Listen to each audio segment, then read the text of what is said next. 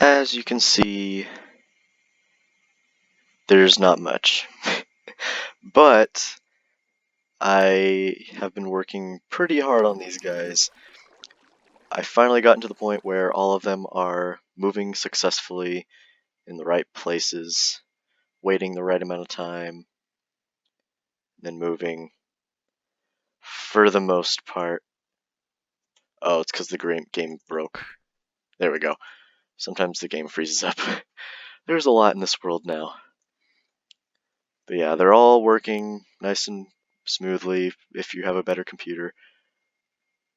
And now I'm working on making it so they can actually detect when you're in front of them like this.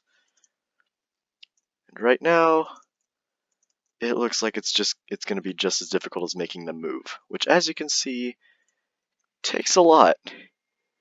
This is why I was trying to do that, like, Mythbuster thing, was to figure out why these clocks just break sometimes. And they still do, but I've decreased that chance a lot, at least, by making it so it resets itself in a way every time.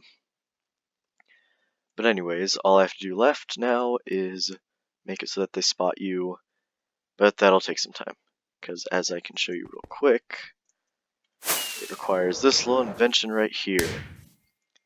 Tests for you in all these places.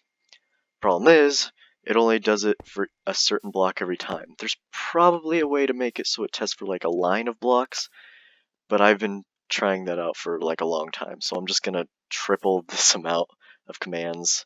That way it detects you in this side, and this side for all of them. So see you when that happens, or whenever that gets finished, which that's gonna take a while, so it's probably gonna be like 3 weeks.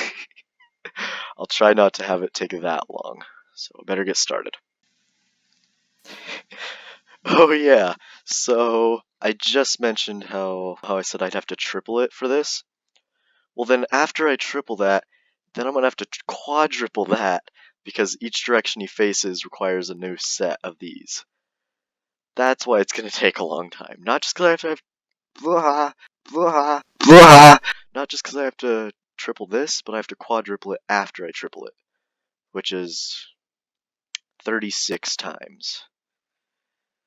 Doesn't sound like it's just a number, but like it'll be a big number once it's over. Okay, I got one of them done. This is it right here. Those 4 layers right there are what make a single guard detect if you're nearby, or in his point of view. Let me just put the final thing in, which is kind of annoying because it like teleports you out of the place. But whatever. This is a testing world, so I don't have to worry about breaking anything. And finally, we just have to put in these, and then the single guard is finished. Okay. So, whenever he turns around or looks at you, or you get too close to him, he will spot you and teleport you out. This thing won't be in the way, so when you teleport out, you won't have to worry about that. And yeah, he has a very interesting line of sight. If you get too close, he'll attack you, or you can just be right behind him, and you can manage to sneak around him.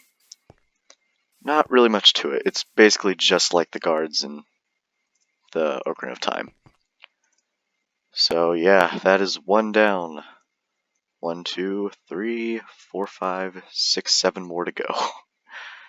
And this probably took about an hour, because there's so many specific things you have to do. First, you have to get the places that he can see. Then, we'll just watch it.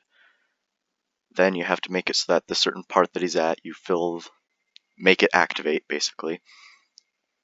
Then, you have to get rid of that so that it goes to this one. And there's some places that you don't want him to spot, so you have to get rid of those points at a certain time.